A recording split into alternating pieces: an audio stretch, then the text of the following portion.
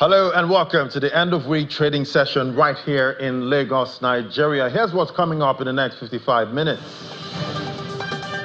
PMI data in Kenya shows private sector activity, such as output, new orders and employment for March fell to 49.7% compared to 51.3 points in February. And the Bank of Tanzania has raised the central bank rate to 6% from 5.5% in a move aimed at curbing rising inflationary pressures.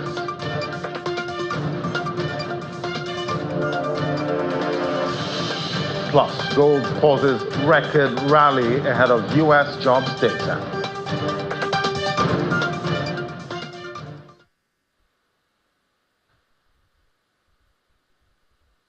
And it's great to have you join us. Let's kick off this TGIF episode with some of the markets that we track. Starting with oil markets, the oil prices extended gains today and is headed for a second weekly gain, supported by geopolitical tensions in Europe and the Middle East and concerns over tightening supply and optimism about global fuel demand growth as economies are improving. We see Brent $91.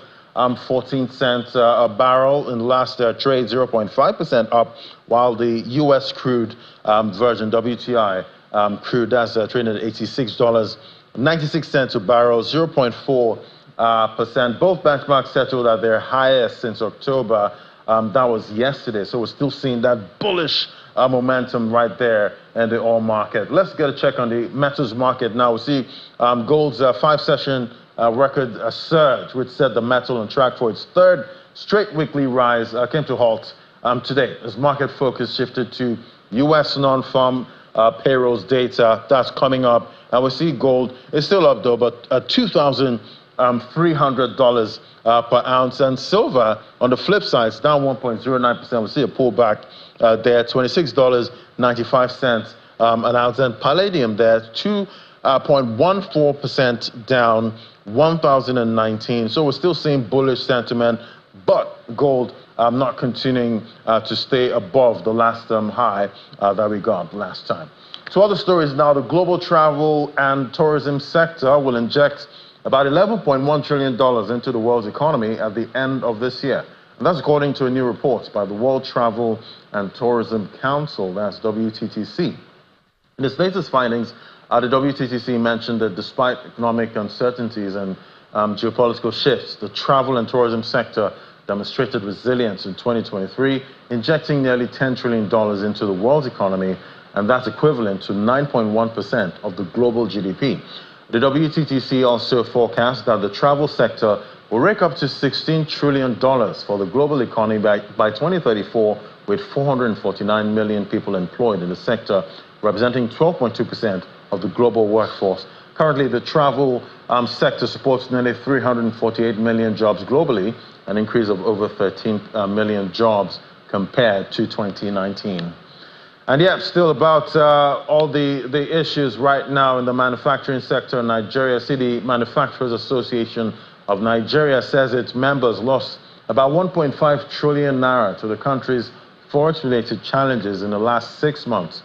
The Director General of MAN, Segun Ajayi-Kadri, made this known to journalists in Lagos. He explained that the forex-related losses revolved around interest payments that have accrued as a result of central bank's delay in settling outstanding forex forward contracts. He also mentioned that other factors that have contributed to the loss include excess payments made for import duty assessment and rapid depreciation of the naira during the first quarter of the year. Mr. Ajayi-Kadri added that many manufacturers are unable to produce due to the inability to import new raw materials, having defaulted in settling their outstanding dollar debts. The man's DG disclosure comes almost 2 weeks after the CBN announced it has successfully cleared all valid foreign exchange backlogs. And now the announcement by Nigeria's central bank for an increase in the capital base of domestic lenders would have still been inevitable despite the higher exchange rate parity between the naira and the dollar. And that's according to the Group Managing Director and Chief Executive Officer of AfriInvest, Mr. Ike Chioke. I had a chat earlier with him today on Business Morning. Take a listen.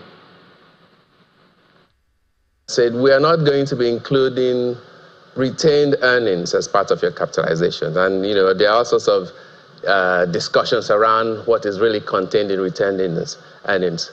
So if you extracted retained earnings and still use 500 naira as an exchange rate instead of 1,250, you will still require some recapitalization nonetheless.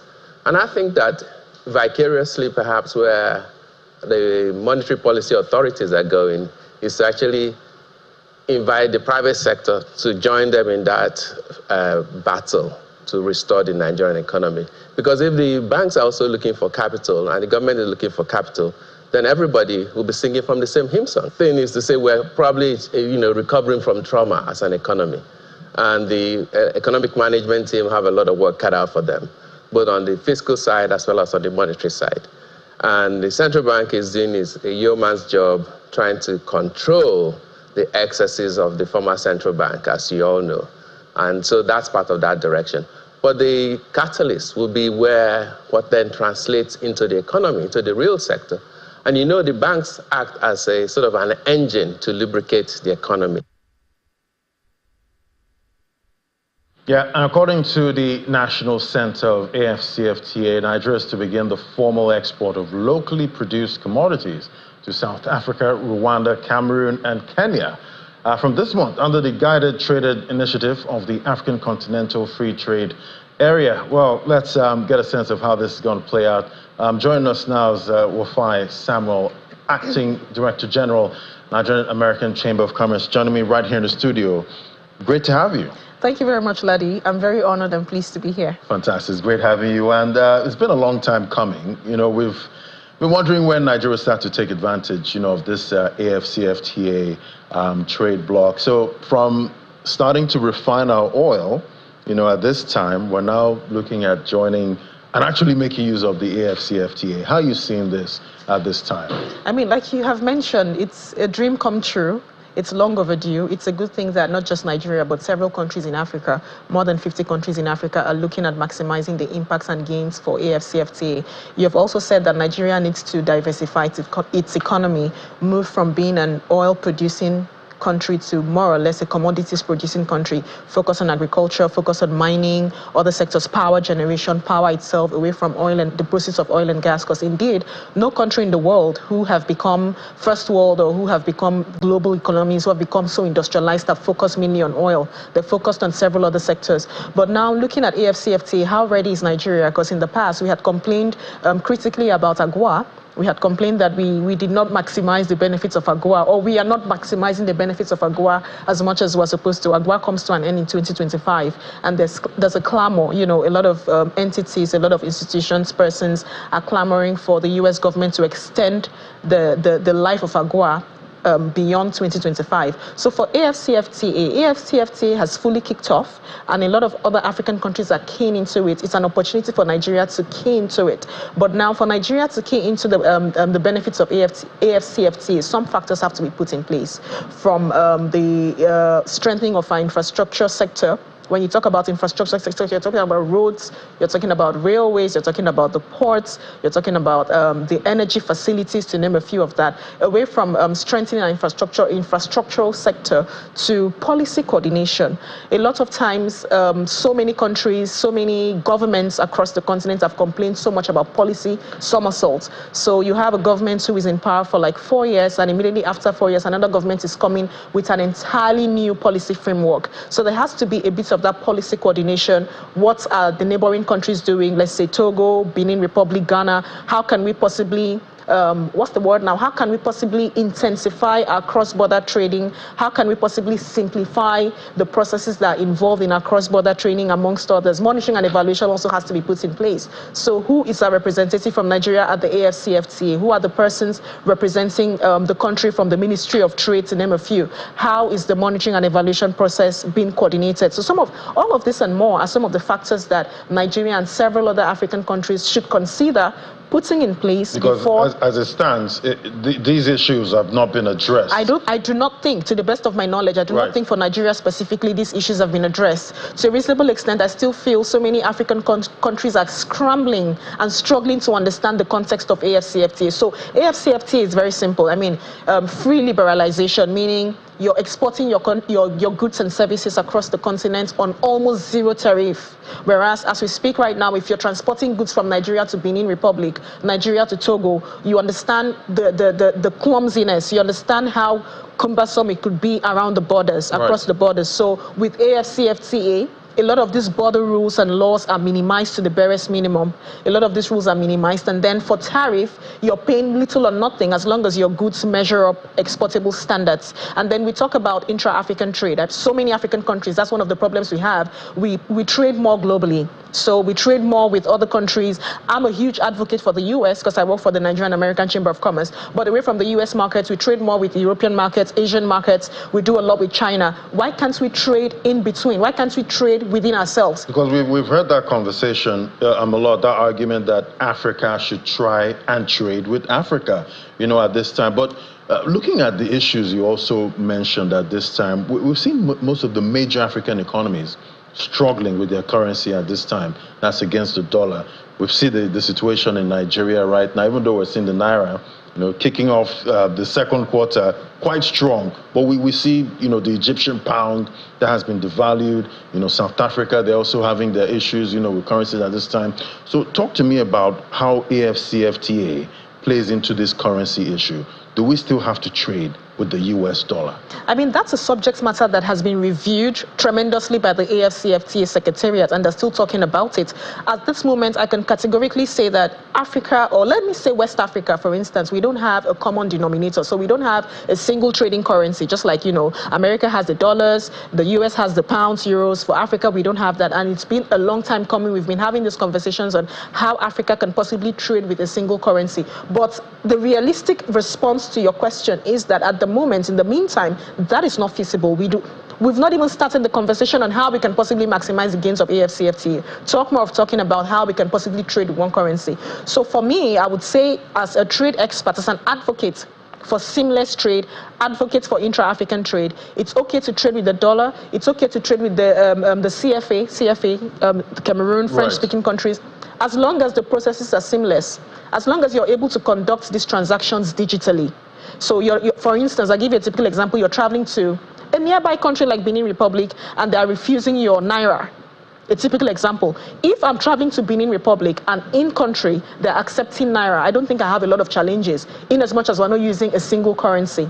You begin to have challenges when you're traveling to Ghana and you're presenting Naira and nobody's accepting Naira. So if you're accepting Naira and there's a means of exchange of Naira everywhere in Ghana, it would never really be a problem. So the reason why we keep talking about, we need a single trading currency is because when you travel to other countries across the continent, it's difficult for you to exchange the currency your country uses easily in that country. If the currency exchange mechanism was seamless to a reasonable extent, I don't think there will be as much complaints about the dollar. Now we have these countries, this economy is also having to deal with dollar inflows, at this time. So I guess it's time, or in the near future, we should be looking at that currency seriously. Definitely we should. Like the echo, that's been shelved for a while now. That's been shelved for a while. Definitely we should. But at the end of the day, you also need to understand that it takes a lot of policy coordination. It takes a lot of willpower. It takes a lot of, what's the word now, decisiveness to put all of these things in place. So the latest has been the AfCFTA, across Africa, we're talking about how can we possibly maximize the gains of AfCFTA so we can trade with each other a lot more. If we trade with each other a lot more, automatically it rubs off on our currencies. So goods and commodity services you're supposed to be getting from China or from other countries, you're getting them from other nearby countries. It rubs off on your currency because you're exchanging local currencies, not necessarily international currencies. And then I would also like to say that for us to achieve this, there are so many stumbling blocks like barriers that are impeding our progress. Language barrier is also one of it. So West Africa is a typical example. There are so many countries surrounded by Nigeria and West Africa, but move from Nigeria to Benin Republic and you don't understand what they're speaking. So for language barriers, how do we break through language barriers? Recently, I was in Rwanda, sponsored by the USAID. And in Rwanda, there were several countries who were there to discuss some policy issues concerning youths in Africa. There were several other participants from various countries. And we had like the translators. It made our coordination, it made our networking very seamless. So when we're looking at language barriers, what are the processes, what are the steps we can put in place to address issues like language barriers? I believe we have some apps that are, stepping up. Are we maximizing the gains? Are we maximizing the use and effectiveness of these apps enough? So these are some of the conversations we should be having. So for AfCFTA to be very effective, language barrier is something we also need to consider. And like you mentioned, with technology, it has made communication more seamless. There are several apps, legal translation documents that you can easily employ to ensure that you're communicating seamlessly and effectively with people from other regions and, across other countries. Speaking about, barriers at this time, we're seeing, most African countries also deal with sky-high inflation. Even right here in Nigeria, we're on an all-time high. Food inflation also at an all-time high right now. How much of a barrier is rising inflation to the AfCFTA bloc? Okay, so when you talk about inflation, inflation is a global phenomenon. So whether you're looking at the Americas, you're looking at Europe or Asia, it's a given and common topic. You almost cannot avoid inflation. But at the end of the day, the question is how severe and how intensely hit is your economy by inflation. Every economy can never be the same. I give you a typical example in Africa, for instance. So we have like least developed economies in Africa, least developed countries in Africa, and then we have developing countries in Africa and developed countries in Africa. I don't know if you understand the categorization. So there's like category A, B, and C. So the countries in category C would be facing worse level of inflation comparable to countries in category B, comparable to countries in category A. Just like Nigeria right now is facing inflation, the US too is facing inflation. Countries across Europe, yes, but at the end of the day, the severity in Nigeria is a lot more comparable to what you have in the US, because the US, countries in Europe are more advanced economies. So when people talk about inflation on AfCFTA, there are solutions in the sense that for countries that are severely hit, what are the possible solutions? What are the possible options you have to play down on the inflation that your country is saddled with? Number one, manufacturing. The more you manufacture, the more you're able to export.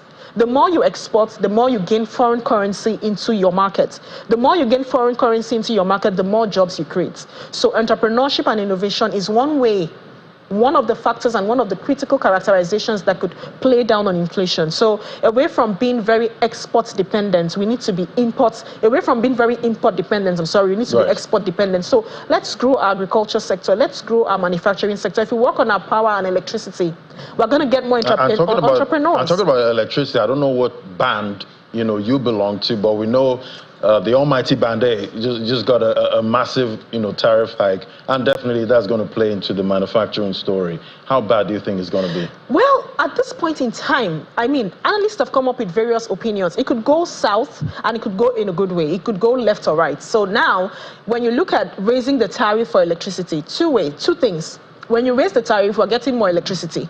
True or false? That's correct. We're getting more electricity, so of course, better productivity. But at the end of the day, are Nigerians able to afford the tariff? Are they able to afford the funds and the fee to finance these electricity charges? Because like you did mention, our economy is I think the majority of Nigeria's economy is informal. Very critical. I'm not sure I have the exact percentage. Very, very small fraction of Nigeria's economy is formal. So Nigeria's economy is driven more by SMEs, MSMEs. Now, the SMEs, if they fall within the band, are they able to afford the cost of production for manufacturing? But either way, in my personal opinion, I would say, yes, indeed, increase the tariff and give us constant and sufficient power supply. Because when there's power, people are more productive. When there's power, people manufacture more. Our goods will not go to waste. Our goods will be able to be stored. We are not expecting to incur more losses. And at the end of the day, if you say, okay, let's maintain the lower bandwidth, and then we're paying little or nothing for electricity, we spend a lot of money buying diesel, generating our own power. By the time you compare the amount of money you spend generating your own power, it's as much as paying for your tariff to get electricity. But at the end of the day, the government has to be very straightforward. You have to put the cards on the table. It's not like you're getting a lot of monies from the masses and then you're not giving us a commensurate, ample supply of electricity. As long as we can measure what we're getting side by side what we're paying, then I think we're on a good track. Yes. Thank you so much. It was great having your perspective. Awofai Samuel, Acting Director General, Nigerian American Chamber of Commerce. Thank you very much. Thank you, Ladi. Thank you. All right, we'll take a break now. We're definitely going to find out what's going on in the markets, talking about the local bourse and also global markets that we track. That's in the moment. Just stay with us. Welcome back. Well, let's head straight to the markets now. We have Anete to give us the details for the local bourse and also what's happening with global markets, TGIF. At this point. Friday. I can see you're always in your turtleneck, getting ready for Friday, the weekend. But of course, you'll be here tomorrow for capital market. Yeah, exactly. We're here. We're ready. Of course, you just have to give that market into the market numbers, information in order to guide investors all across the world, not just in Nigeria, not just in Africa, but anywhere. Because now Nigerians can actually buy stocks in the US and other countries, so definitely they need investment. Foreign investor participation, and of course that's one of the reasons, one of the factors that we expect to drive the stock market performance, particularly in this year. And of course, we're expecting that much activity would come to the NGX this year. And of course, fingers crossed. Fingers crossed. All right, so now, with that being said, let's take a look at intraday trading session for the most of the regional or the stock exchanges on the African continent. Nigeria's stock exchange index, that's the all-share index, it is still in the red. That's the third day in the month of April. We began the month on Tuesday after the Easter break, but then it just resumed with sell pressure, and of course, it's been receding below the 104,000 level, currently at about 103,550 just a couple of minutes ago, but still within the intraday trading before the market closes at 2:30. So it was down by 0.18%, and this is coming a day after, so far the market lost about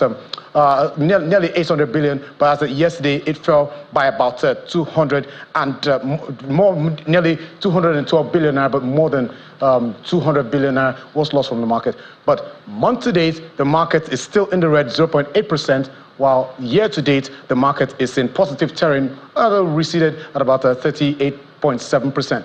Now, we're still talking about the African market. Before that, we saw the South Africa's JSE index in the red, 1.14% at intraday. Now, on the other side of the market, we see the Egyptian stock exchange in the red, in the green, strongly positive, 2.04%, while Kenya's stock exchange is in the red, more than 0.5%.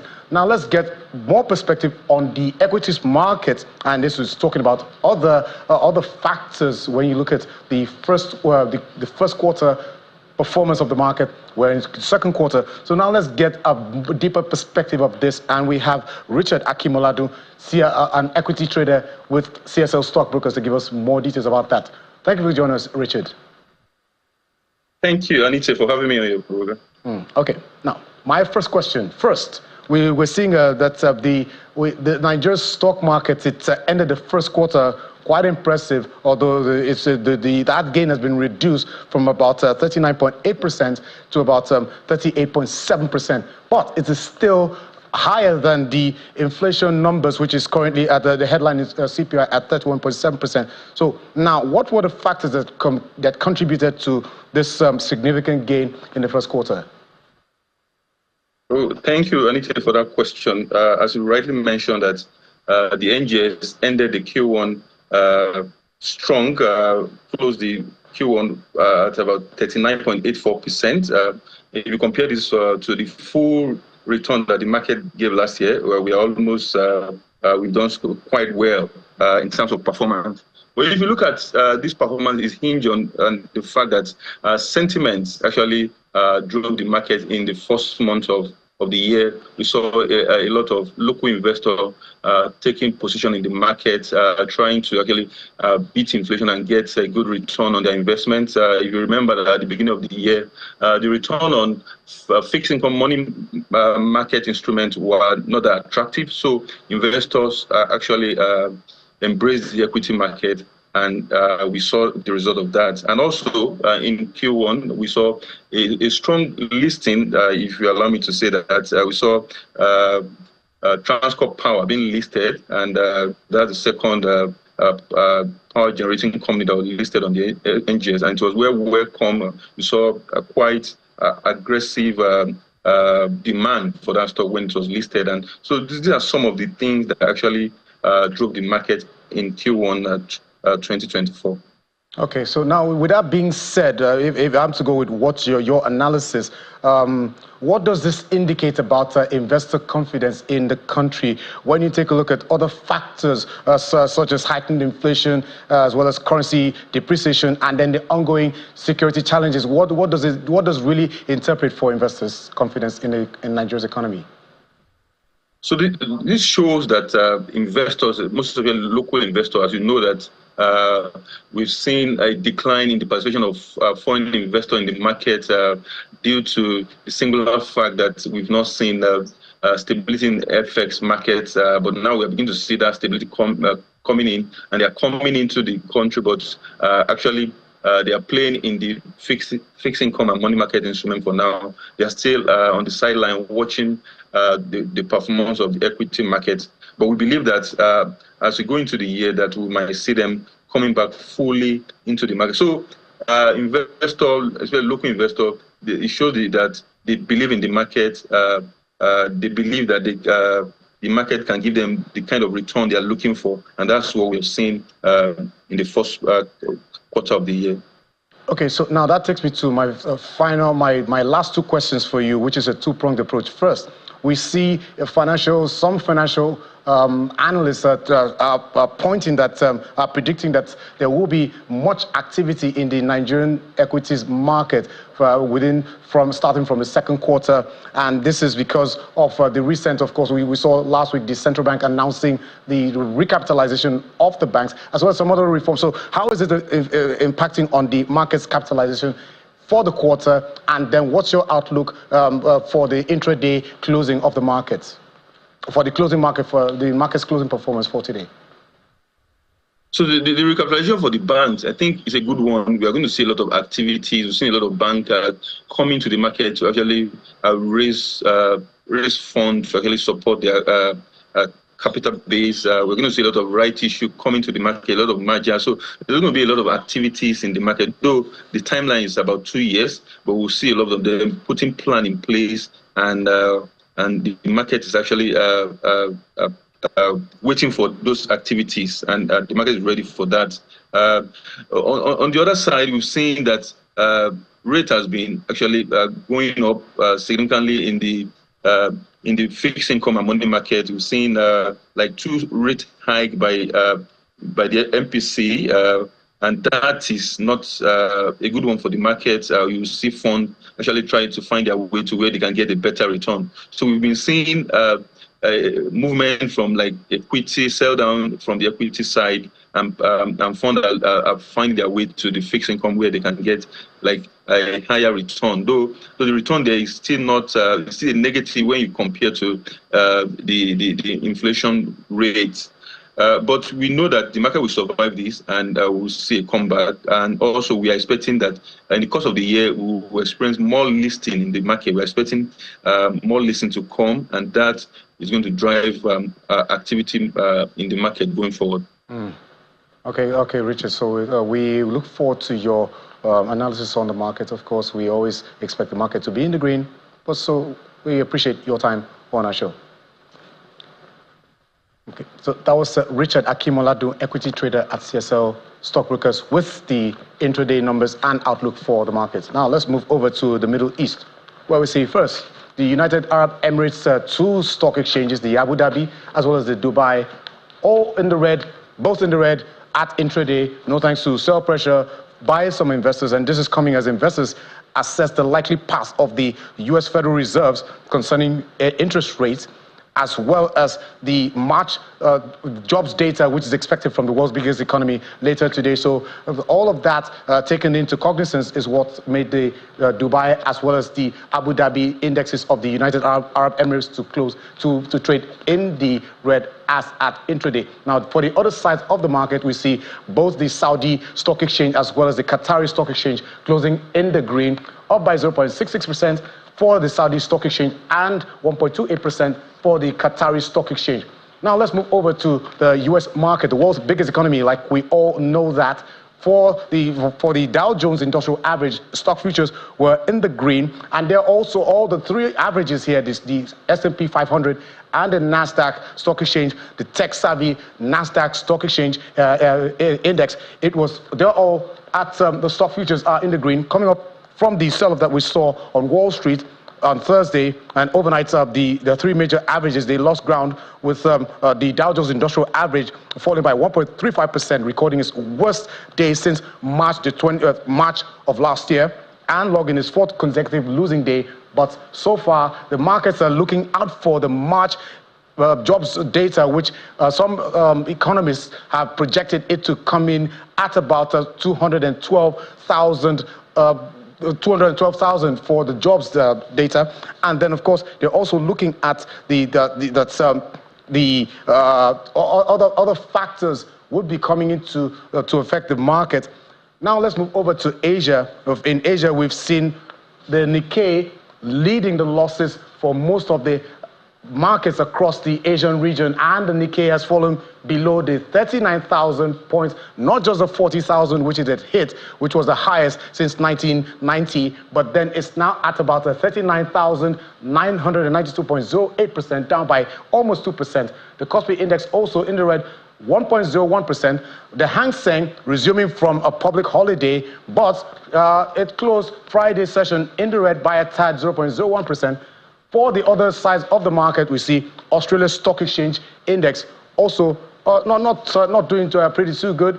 But then for the Chinese market, the Chinese market is still on holiday. So we're tracking the last numbers for that the Chinese market. So Ladi, that is it for the markets across the region that we look, which we've just seen on the screen. Right, and definitely looking at the local bourse at this time, it's been a negative performance from the kickoff of the second quarter of 2024. So fingers crossed for today. I guess the last trading day for this week. Let's see if we can get the bull to make some kind of appearance at some point. I doubt if the bulls might make a return, but of course you might have some surprise, because the losses we saw yesterday was no thanks to some tier 1 banks, and of course coming on the news of that recapitalization, as well as MTN Nigeria, and it was also a negative market breadth, 25 losers against 22 gainers. So, all right, so fingers crossed. Thank you so much for the details, Nathan. The global markets that we track and the Nigerian stock market right here. Well, let's take it on to Europe now. We see Germany as a welfare state, using the best interpretation of that term. There's a minimum wage, and there's laws guaranteeing paid vacation days and sick leave. And for those who can't work, welfare payments are high enough to cover most expenses of the day-to-day life. Well, let's talk to Lars Holter right there from DW. He joins me from Berlin. Great to have you, Lars. So this welfare system is making headlines today. What can you tell us?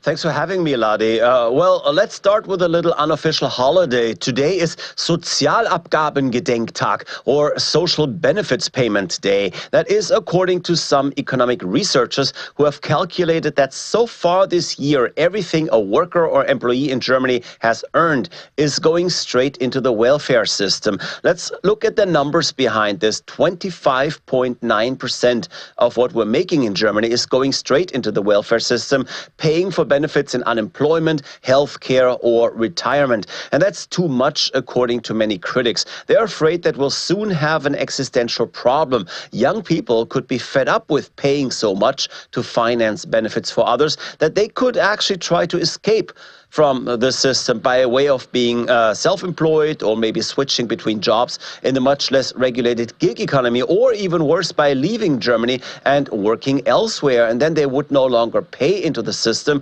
And since more people are currently retiring than we can even replace in the workforce, we can definitely not afford such trends. And what do you think has to change to stabilize the situation in Germany?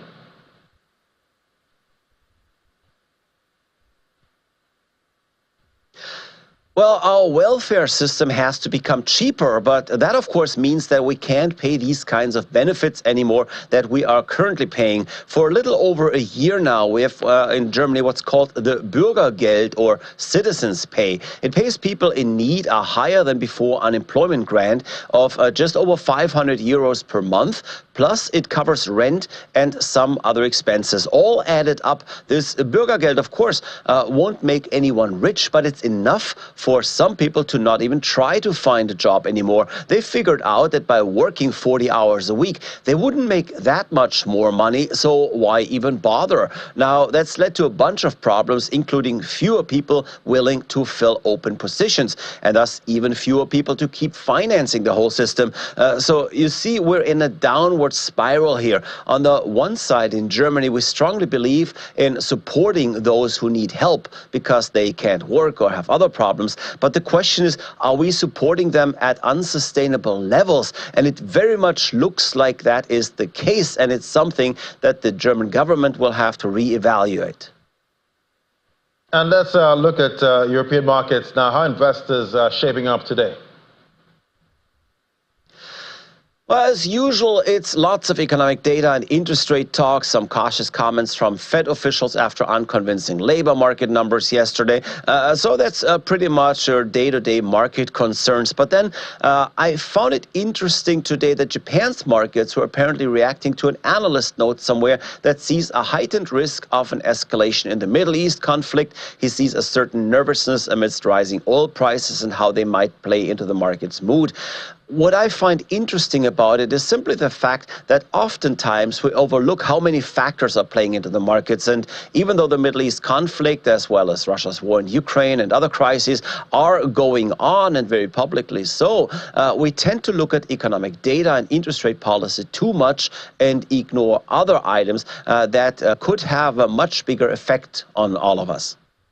Right, all eyes on that U.S. jobs data coming out later today. Thank you so much, Lars Holter, for the update in Europe. Well, let's take it on to other countries now. See, Kenyan firms have slowed down hiring of workers and frozen pay raises, citing reduced demand for goods and services amidst biting cash flow problems and a tough economy. That's in Kenya. Findings of the Stanbic Bank's Purchasing Managers Index in Kenya suggest companies in March grew workforce numbers at the slowest pace since the beginning of the year. Slowdown reversed a course that had started taking shape, with February hiring growing the fastest in 13 months. Companies had relied on growing orders to hire more workers, largely casuals, and had raised budgets for marketing campaigns in a bid to stimulate demand further on the back of easing inflationary pressures in Kenya. All right, so April is Financial Literacy Month, a time to raise public awareness of the importance of smart money management habits. Well, in a time of higher cost of living and different banned tariffs, that's for electricity in Nigeria, I guess we all have to be financially literate to navigate these murky waters. Well, joining me now is Gospel Obele, Chief Economist at Streetnomics, joining me from the UK. Great to have you on the show. Thank you so much for having me. Really, always a pleasure speaking with you every time. Fantastic, Gospel. So things are getting really expensive, in Nigeria, even though we hear inflation nearing central bank targets in countries like the US, the UK, and the Eurozone. So how can financial literacy help us here?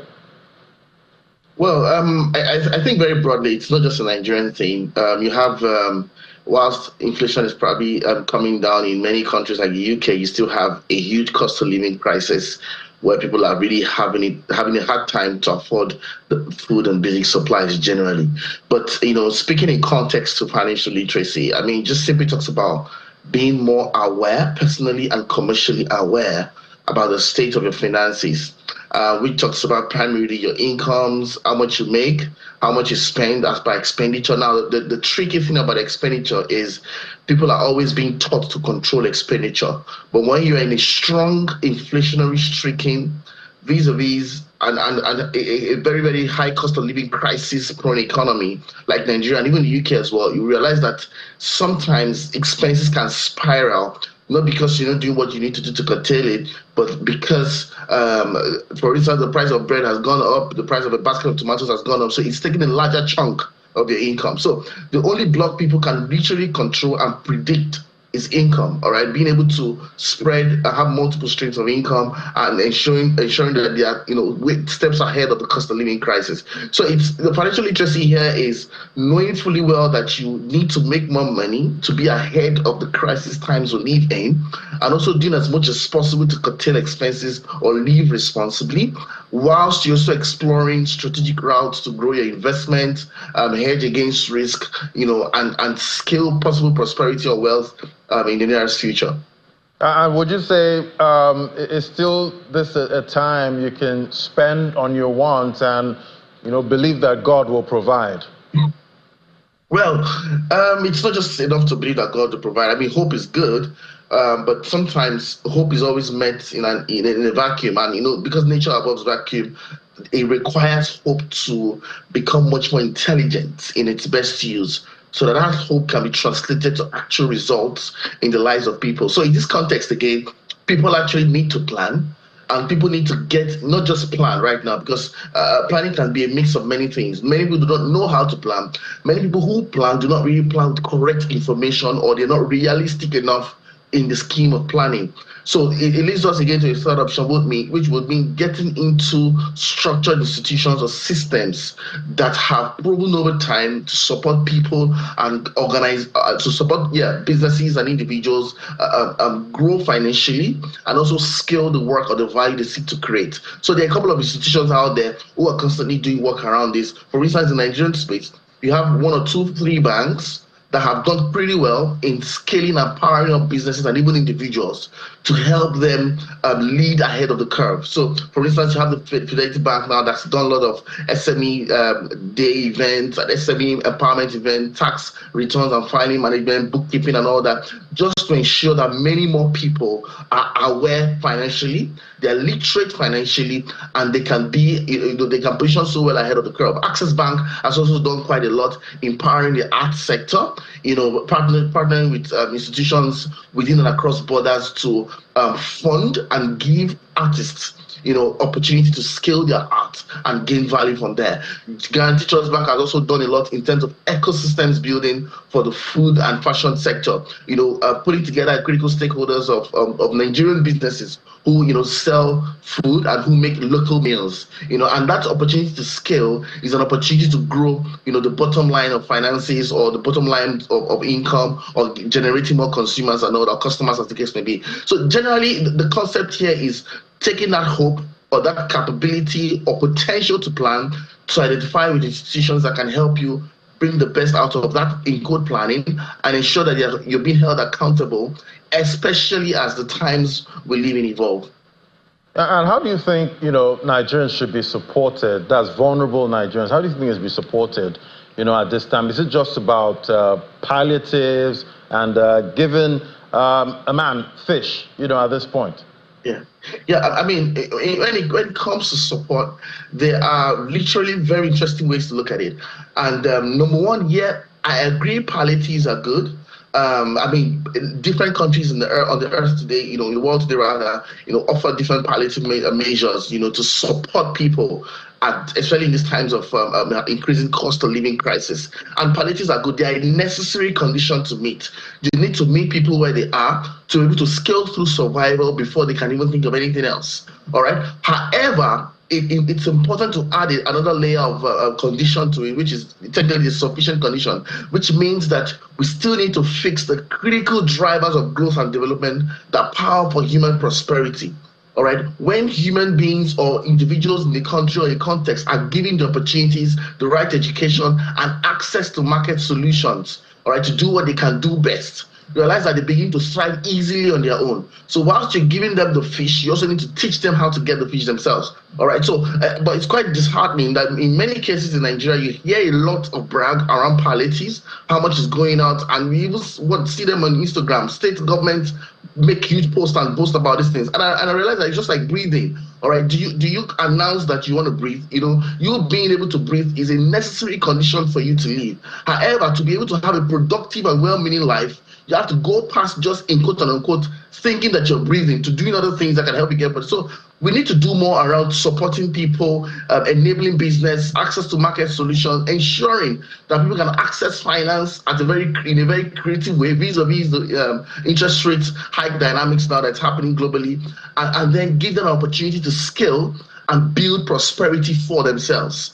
Nigeria already has that potential, being the fact that we're a strongly entrepreneurial ecosystem and a strong non-oil sector that is currently powering 96% of the gross domestic product, the GDP. All right, and even services sector is as high as 55-56%. That's to tell you that there's a strong army of people who are trying to push the status quo in spite of government, in spite of necessities and all of these things. So we need to give them a fighting chance by rolling out interventions, dealing on structural deficit bits, and many of these reforms I mentioned earlier on, so that people can journey on a strategic path to prosperity.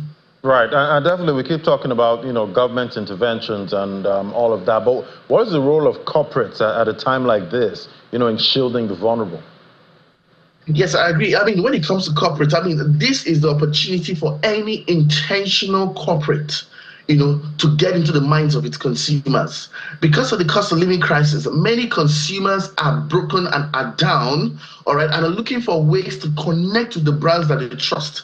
However, consumers can only connect with brands that they trust if the brands are engaging along the lines that are most interested to consumers themselves. All right, take for instance, consumers are more concerned about their personal security, their economic stability, and all of those things. All right, so if corporates really want to make the most of their bottom line in these times, then they need to shift course on the lines of ESG. All right, what are the environmental, social, and governance dynamics that we need to put into consideration to ensure that we're supporting consumers where it matters the most, we're supporting society and helping to alleviate, helping to support society along the lines of the problems that they face on a daily, and ensuring that we are, we are right there for consumers and we are joining that path with consumers.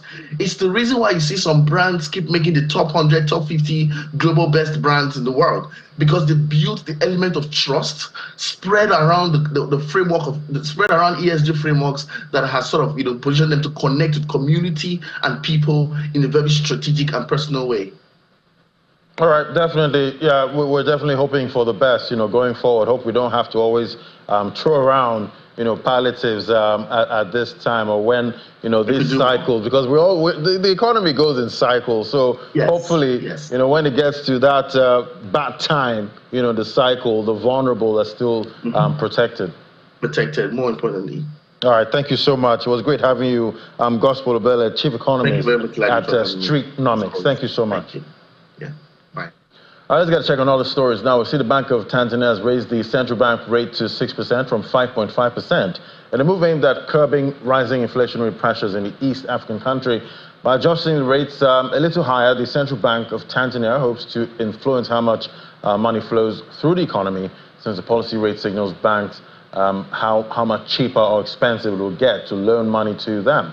The Tanzania Central Bank governor, in a press statement, says that the increase was expected to facilitate economic growth in the medium term.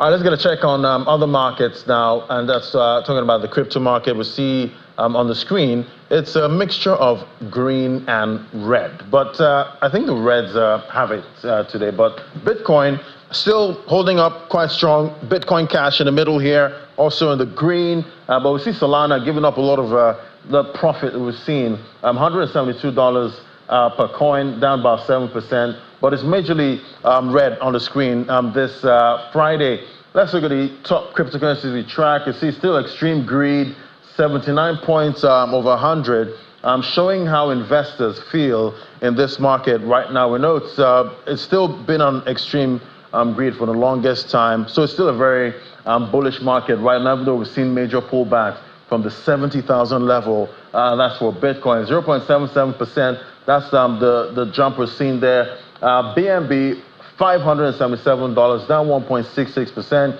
Cardano, that's trading at 56 cents, down 2.21%. On the flip side, XRP, still not as impressive as most of the rises we've seen with other altcoins at this time, with the likes of BNB. XRP still staying below 60 cents. at this time. So not very impressive move there we're seeing for that XRP token. Let's bring in Emmanuel Anyasi now, crypto influencer. Join us via Zoom. Great to have you on the show. Hello, Emmanuel. Maybe you might have to unmute. Yeah, okay. I just did. Fantastic. Good afternoon, Lali. Fantastic. TGIF, great to have you on the show. But let's talk about this meme mania right now in the crypto market. It seems it's all about the cats, the dogs, the frogs. Right now, I don't know which animal I'm leaving out at this time, but those are what people are buying in these markets. The meme coins, they're supposed to be jokes and all of that. And we've seen the king of the meme coins, that's Dogecoin. It's been there since, I think, 2014. So it's been there quite a long time. But most of the memes we see these days, what long-term potential, are you seeing long-term potential in most of these meme coins we see all over the place with the frogs, the cats, and all of that? Well, if you mean long term, like in years after this bull market, like most of them don't actually have any long term potential. But since you are still in the bull market, well, many of them will still do far better. That is why most people are actually skipping odds, actually buying meme, because they discover that if you look at the market, you discover that meme coins have actually done the best compared to altcoins with utility and other projects in the crypto cycle, in the crypto market. So meme coin has seen a very huge volume flowing into it, especially Solana meme coin. And well, it's what we actually be trading lately, this bull market, because when you look at the altcoins, the volume coming in has not been much. Many of them are still down below their all-time high, like 90% below all-time high. Even Ethereum hasn't been getting that much volume or that much attention coming in. We see everything going to Solana. Solana rose from $8 from the FTS scandal to like over $270. So Ethereum is yet to actually get to its all-time high, probably because of the high gas fee and because of it's not encouraging for many meme coin traders to actually come in and actually trade. I think that is what is actually affecting Ethereum and other chains. But Solana has gotten the art of meme coiners, and it has actually seen the light. It's actually the best performing high market cap coin around, and meme coins in the ecosystem of Solana are actually doing wonders. Right, and definitely most people see the meme coins as, jokes and, some kind of comic relief, in all of these trades. But when are the serious coins going to get attention in the market? Well, I have actually sat down and actually done and actually think about it. I'm not sure that the market will change anytime soon or even moving forward. I think everything changed in the last bull market, whereby meme coins, Shiba, Doge, and Elion and all that, when they more started selling meme coin, and meme coins started doing well. Now, this bull market, we see, even in the bear market, we saw Pepe actually doing very, very well. So, see now, look at what we're actually facing. Dog with Fat has actually crossed over 4 billion from nothing. So, people with the notion of I want to make money, because how many people are in the tech, in crypto? If you're talking about the tech, that means you're talking about people who are for the utility. So, but most people who are in the crypto are degenerates, people who just want to flip and make so much money. So the concentration will be on meme coin. Either I make it or I lose it. Right. So I guess it's a massive bet, on these meme coins, trading these meme coins. All right. Thank you so much, Emmanuel Anyasi. Always great having your perspective. Thank you. Thank you. Thank you. All right. So that's how most of the markets we track are looking this Friday. Bitcoin, kind of getting some kind of recovery at this time, but that's the most we can take on this TGIF episode right here. Don't forget, you can also visit channelstv.com for more updates. You can also get on our YouTube channel. You can watch this again later on when you're free. So enjoy the weekend, and remember, if you must take profit, find the top. Bye-bye. I'm Ladi Williams.